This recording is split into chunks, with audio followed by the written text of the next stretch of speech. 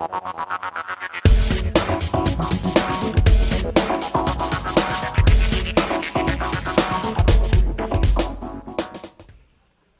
I wish I could see some of those games this afternoon, but I think I'm going to be speaking.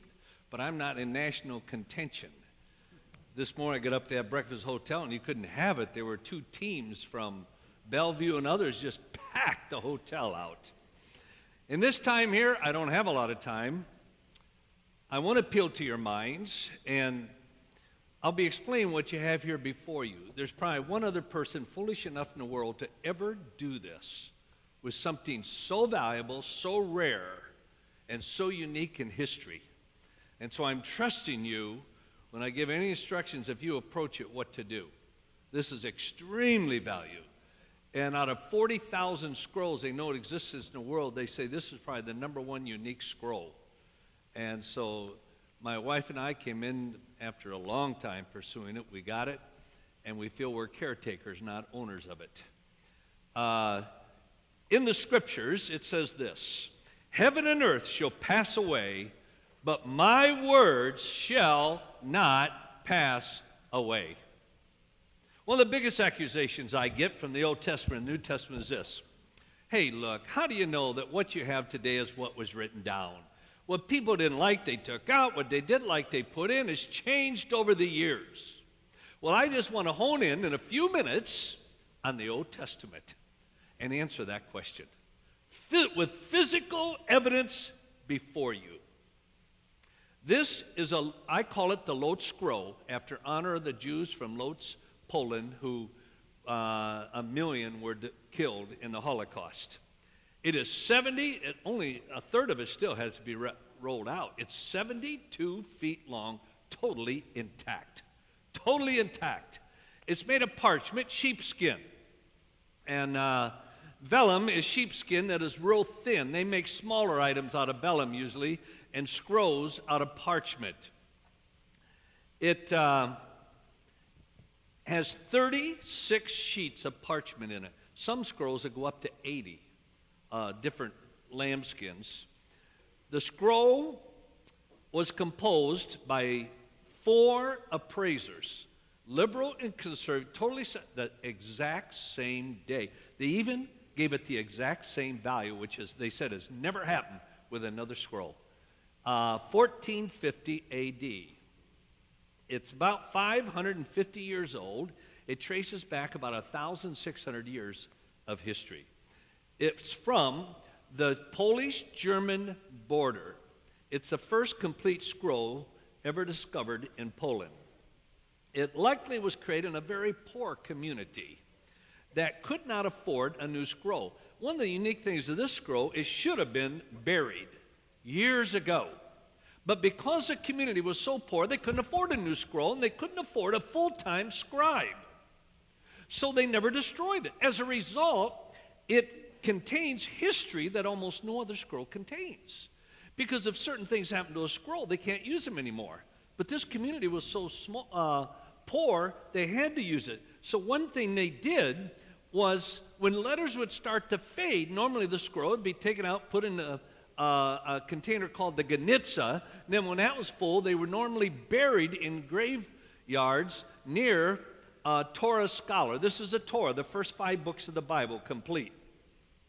But you can see when you look at it, and on the I don't have a monitor, do I? Where is it? You can see the faded letters there.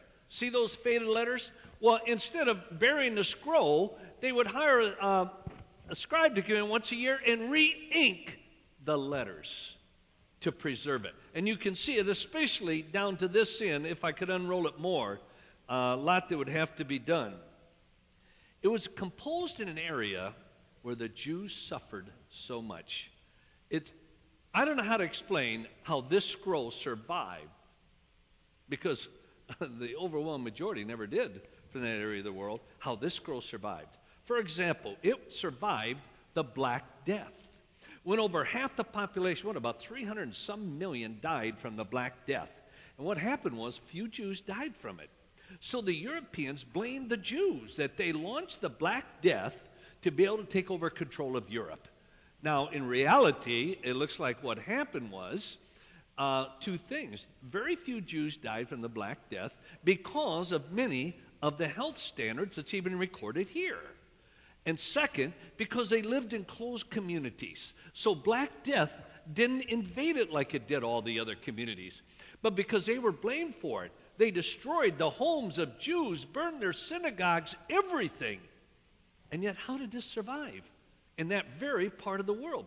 It survived the Reformation. You say, what do you mean the Reformation? Well, out of the Reformation came many sincerely believing Christians that thought the Jews killed Jesus. So they were going to kill the Jews. And they went and burned their homes, destroyed their synagogues, everything, and yet this scroll survived. Then it survived the Holocaust, where 6 million Jews, especially in this part of the world, were all killed. They couldn't take their belongings with them or anything. They burned their homes, burned their synagogues, everything. And yet somehow this scroll survived. Through all of that, today that we have a little physical evidence of history. Now, in preparing the skins had to come from a perfect cow, a kosher cow without blemish. And this here is the skin of a calf, like this was out of. Now, it's hard to believe this became that. And you can only write on one side of it, the side where the hair is, not the back side. You can write, but it won't endure. And they had to scrape, soak it in salt water, soak it in lime water, and then they take dog dung often, and they said it was the smelliest job in history. They'd wrap dog dung all over. Why? It softened up the hairs. Then they would scrape, they would stretch it out and scrape the hairs off of it and then sand it. And if you can imagine, that came out of something like this. It's hard to believe. It is so smooth. Then, when they would stretch the skin, normal holes would develop in it. You can see it down there in a number of places. They would stretch out in evenly lined holes. And so they would cut another piece of parchment that size. Now think of this. Some of this was done 600 years ago. And the glue is still solid. They made the glue out of animal fat. Now, they will not write over a patch. Now, they can cut it out. There's several places where they cut it out, put in a patch, and wrote over it. Now, that they can write over. But you'll see here where they'll write around or skip over a patch.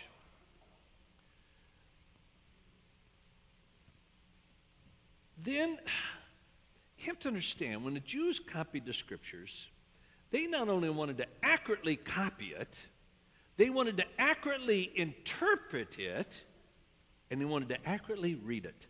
And they literally built in regulations and everything to guarantee those three things.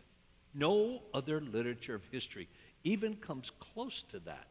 And I'll highlight some of those three things today: to copy it accurately, interpret it accurately, and to read it accurately. To help do all of that, they felt that if they had a grid, in other words, the lines were even and everything, instead of normally kind of going up and down when you write freehand and everything, that it'd be easier to copy it accurately and to read it, interpret it accurately. And so what they did, you'll notice down in the end, and every parchment has it, but they folded it over so you can't see it. There's some magnifying glasses down there, because most people in their natural eye, you cannot see these little pinholes like you'll see right here. See those little pinholes? Every single leaf on each end had those pinholes go down, and the entire height of the scroll has the pinholes right down there in the end. Why? On each one, they put these pinholes. Then they put these little pins in them, and they stretched a piece of string from one pin to the next pin. Then they took a dull knife and they scored the text. And you can see a lot of the scoring all through. I mean, perfectly scored. You can see the text. See the scoring there on the text. Now, 3 or 4 of you up here, I heard you talking, say, well, which side is right side up? One older man said, it's upside down. No, that's Gentile ignorance. It's right side up. Why? You see, if we did a grid, we would write the letters on top of the line. So the even part of the line would be in the bottom. They didn't do that. They hung the letters from the lines. And so therefore, the even part was above the line. Like the lambda and others where the part goes above the line, that would be like the P or the G or the Y going below a perfect line. And so what looks to us upside down is right side up. But every time I roll it out, somebody say, well, it's almost like, McDowell, you dummy, you're rolling it out upside down. No. Hey, I was fooled once by that, but never twice.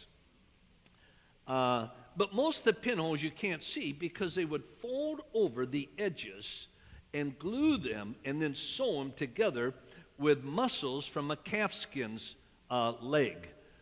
And most of these go back 500-600 years, still totally intact, and used more than a pulpit Bible would ever dream of being used, this scroll over the years. Then the ink. Most people teach that it's carbon ink, made out of carbon and everything. That usually was not the case because carbon ink would destroy the parchment. So they used a special type ink, and it breaks my heart. I left them in my office. The ink mostly is made out of gall nuts. There is a card over there that has a photograph of gall nuts on it. It looks like this. They're small nuts. These are from Aleppo, Syria. Aleppo gall nuts. Out of these gall nuts come some of the top medicine in the world, the top dyes in the world, and some of the best ink. What? Yeah. When an insect, especially with an oak tree, would place its larvae within, say, a crack or a little crevice in the tree or anything, the tree would react to it. To protect itself, it would start building layers around that larvae until they formed a nut. And then you can pull or snap these nuts off the tree. And then they take and smash them, soak them in water and other chemicals, and out comes an incredible ink. And this is what is interesting. When they did the ink, they only made a small, tiny amount. Probably wouldn't last more than one day. What? Why wouldn't they do a big amount? Save a lot of time. Because they learned this. Fresh ink would last longer. It wouldn't fade as much as they did if they prepared it for like a whole week. Then the ink, in a much shorter period of time, would start to fade. See, they wanted to make sure the ink didn't fade, that you could read it accurately. When the ink did start to fade, they couldn't use the scroll. Except for this one, they'd re-ink it because they could not afford a new scroll. And only a certified scribe could copy a scroll. Now, if you can't imagine this, and I've read probably half the laws. For a scribe to be able to copy the scroll, they have to memorize and know 4,000 laws or regulations just on how to copy the scroll. It's incredible. And they had to have it all from memory to do it because everyone had to be done exactly the same way. Every letter formed the same way in all. With letters, you couldn't just take and scribble out a letter any way you wanted. Every single letter had a certain motion that had to take place to write it. Now just think, there's 304,805 letters in the Torah. Every one carefully done, now get this, with a quill. A feather, mainly of a goose. And not one letter can touch. And think of the blotching with a quill, everything else. Think how many times you've taken a modern ballpoint pen and leave a blotch of ink there, and maybe 2 letters you wrote touch. Then they couldn't use a manuscript. Whoa. In Matthew 5:18, it's a verse pastors have preached on everyone, and I've never had this day anyone explain to me what it means. I think it's amazing. For assuredly I say to you, till heaven and earth pass away, one jot or one tittle will by no means pass from the law until all is fulfilled. In almost 1 year that I've owned this scroll, in a random question, I've never had anyone yet, pastor, seminars, anything, be able to tell me what a tittle is. how in the world, as a pastor, can you preach from this and not illustrate and explain and define a tittle? Or what? Only one person even came close to what a jot is. It says, out of 72 feet, 304,085 letters, not one tittle, not one jot will pass away until all is fulfilled. And here we have probably 1,600-year history, because it was about a 1,000-year-old scroll that this was copied from that takes the history back. A jot is the smallest letter of the Hebrew alphabet. It almost looks like a colon or a comma, but it's done a little differently with a little bit going up and down, a little trail on it. But it's a small, there they are right there. Those are jots. The smallest letter, and Jesus said not one jot would disappear from 72 feet until all is fulfilled. Then a tittle is like a little hair going up, and often with a little dark spot on top. Those are tittles. Now, there's no significance to them. They are put there for ornamentation. For ornamentation there. Those are tittles. When you put 5 tittles together, they're called a crown or a tag, T-A-G. And they do that then for emphasis of something. Then put up their slide 61A. You can see, whoops, you got ahead of me there. 61A, yeah. See, those are 9 tittles right there on 3 things, 3 letters. And there's, right below it is a jot. A jot or tittle right there would never pass away. Then you look at the other slide he had just put up. This is the first letter right over there. And it was interesting when somebody came up and said, wow, that's the first letter of the Scriptures. That's a crown on top of the first letter that's made a little larger and a little heavier. Why? That's for emphasis. To a Gentile, it'd mean nothing. To a Jew, the moment they see that, it means stop. You are about ready to read God's sacred message to you. Prepare your heart and prepare your mind before you ever begin just to read it. Then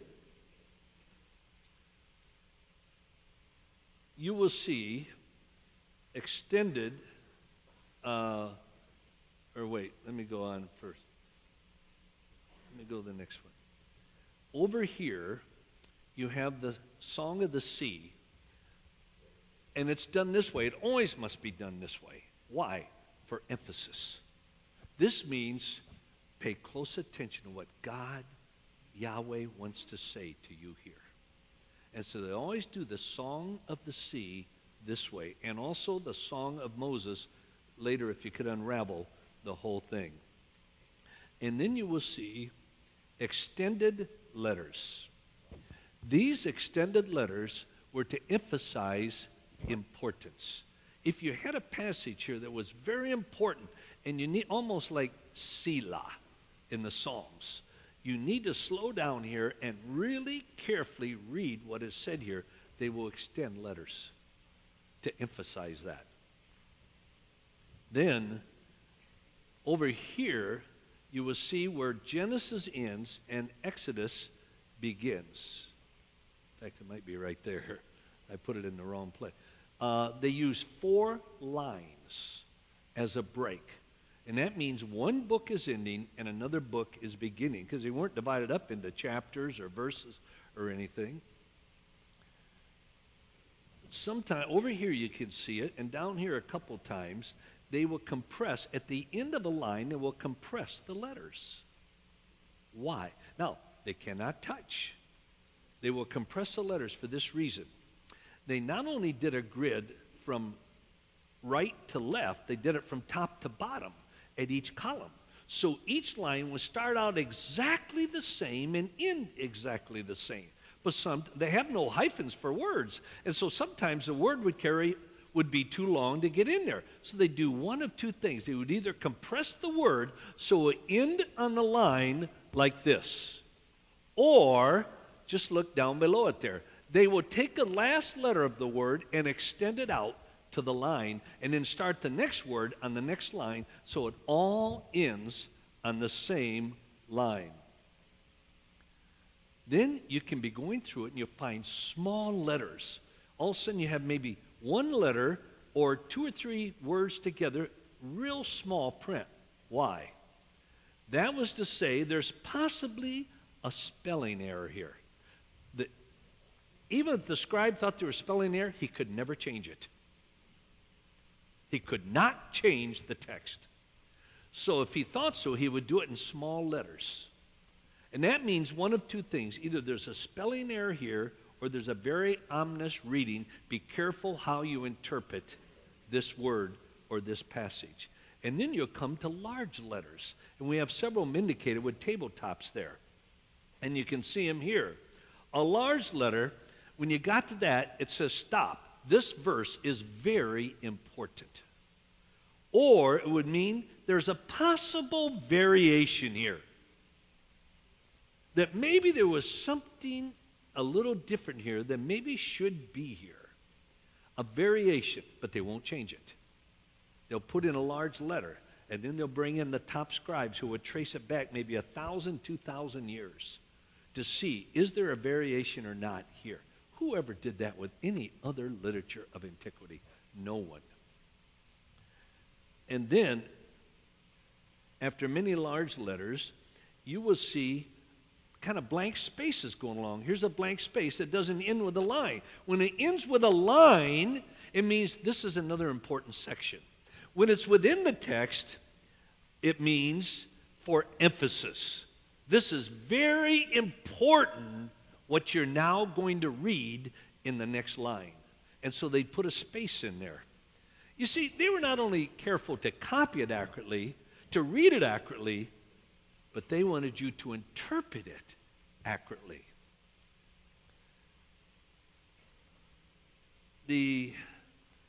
You'll find some dots.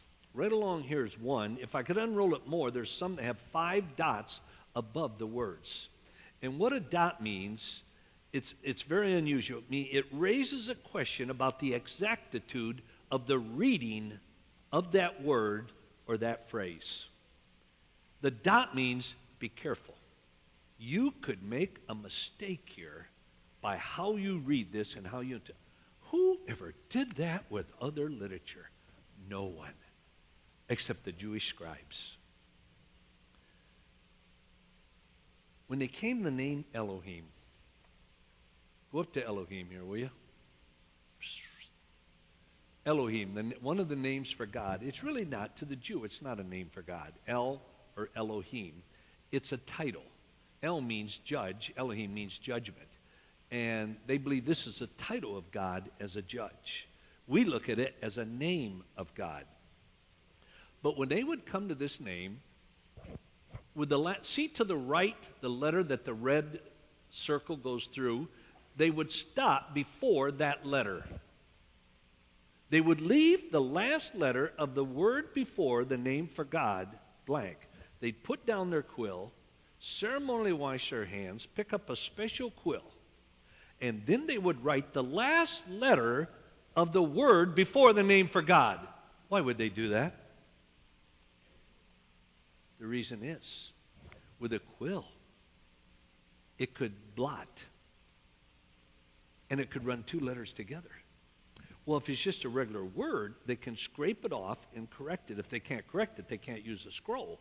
But with a name for God, if one letter touches the other and the quill happens to blot, they can't use it. They cannot erase it or use a scroll. So isn't that interesting? They would stop with a regular pen with next to the last letter, pick up a special quill, put it in ink, and then write the last letter. By that time, if it was going to blot, it was all done. And then they would write the name for God. Who ever did that with any other scripture or literature in history? Well, then, the tetragrammaton. I don't have PowerPoints in this. Zach, make sure I develop some graphics for this. The tetragrammaton, you've all heard that. Tetra, 4, grammaton, grammar, word, letter. Tetragrammaton is a name used for the name of God, Yahweh. It's always written out with 4 consonants. Y-V, oh boy, my mind just, Y-H or Y-V-W-H. Sometimes the H, it's the same as a V. So some is written Y-V-H-W-H or Y-H-W-H.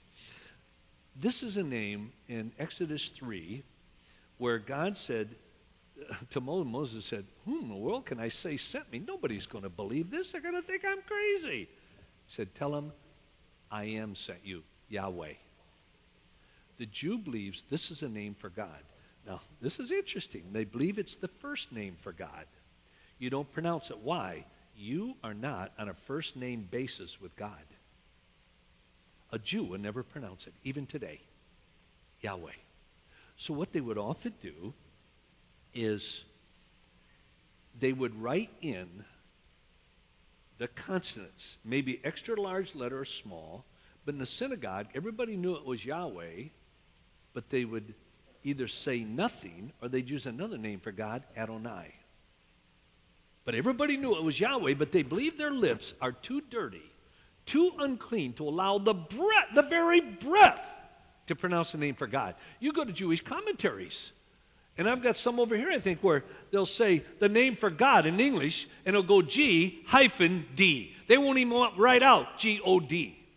It's G, even today, G-D.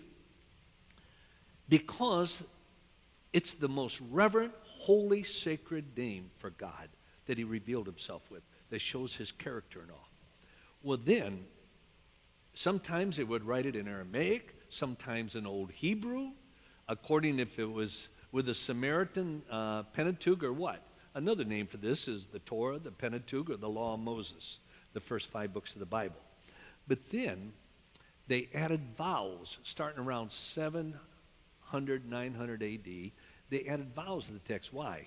One, Hebrew was no longer the basic language of the Jews and the cultures they lived. And they were starting to lose the ability to pronounce and read Hebrew because you all just run together. You'll see it.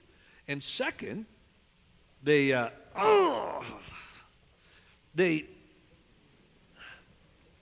just lost my mind context here. The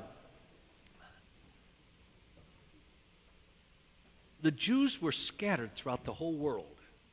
And so after years, they lost the ability to pronounce and read the Hebrew text, just all run together in consonants. So the Masoretics came along, created the Masoretic text. In any of your textbooks or anything, it says MT, it means Masoretic text, by the Masoretic scribes. They added vowels. Well, when it came to the name Yahweh for God, they would write the consonants of Yahweh, but they added the vowels of another name for God, Adonai. And so here you look, it meant nothing. It was a meaningless word. Had the consonants of one name for God and the vowels of another name for God. But when they chanted it in the synagogue, everybody knew it was Yahweh, but they'd always say Adonai. Well, it was either Wycliffe or Tyndale. I got to look it up. They came along to translate into English. And they had enough problems in Greek to do it with the Septuagint. When it got to English, they hadn't realized what the Jews had done with the name Yahweh, adding the vowels another name for God. So here they come to this and they say, what does it mean? Yahweh, Adonai, Yahweh, Jehovah.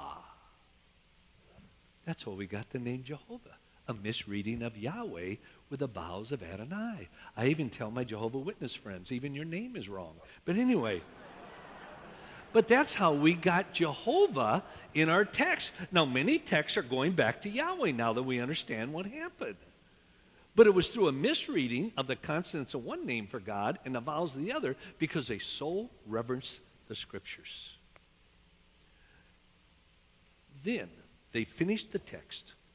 72 feet long, took over 1 year just to copy it. I can never do that. I stand in a microwave and say, hurry up. The patience. They always sat alone, and if they're writing the name for God and a king walks in, they literally could not recognize the presence of the king until they totally finished writing the name for God. Here they are, 304,805 letters, 79,000 plus words. How do they know they have an accurate text? What would you do? If you were God, you wanted humans to know you have an accurate text, that what you have is what was written down. What would you do? You know what they did? Whoops, I lost my screen here. They would go back up to 3 different times. They bring in professional scribes. It took a number of months for the 3 of them to do it. One would start out, would count every single letter. They knew exactly right down there what was the center letter in Leviticus 11:42. They had to count out 152,402 letters. If the next letter was not that letter, they couldn't use the text. No one's ever done that. And then when they had the center letter, they had to count all the way to the end of the scroll. Why? To find out if anyone had added or left out one single letter out of 304,805 letters. Folks, no one ever did that to any other scripture, literature, anything in history. And if they couldn't find what letter was left out or added, they could never use the scroll. Over a year in process, plus 3 to 4 months preparing the skins, everything else before, and then they first did the parchments, the sheets, and then they sewed them together after they had copied everything.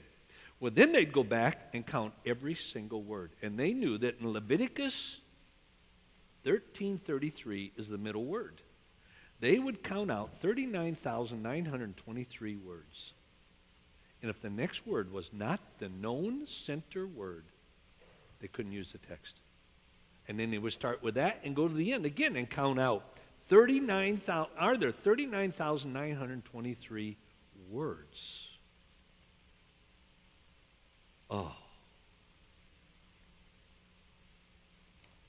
We can hold it in our hands and say what we have is what was written down.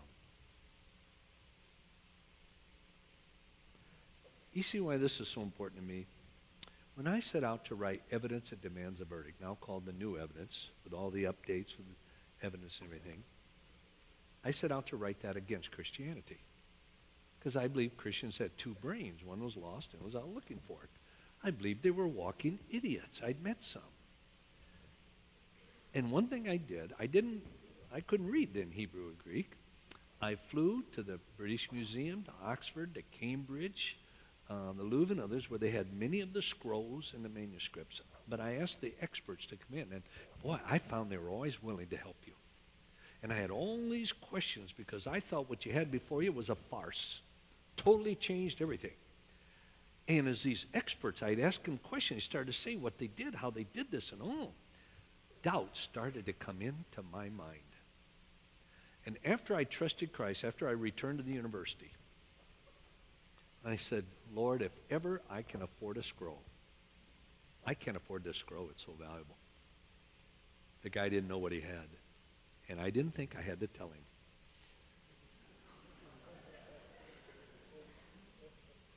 I don't know if that's good or bad, but I'm going to live with it.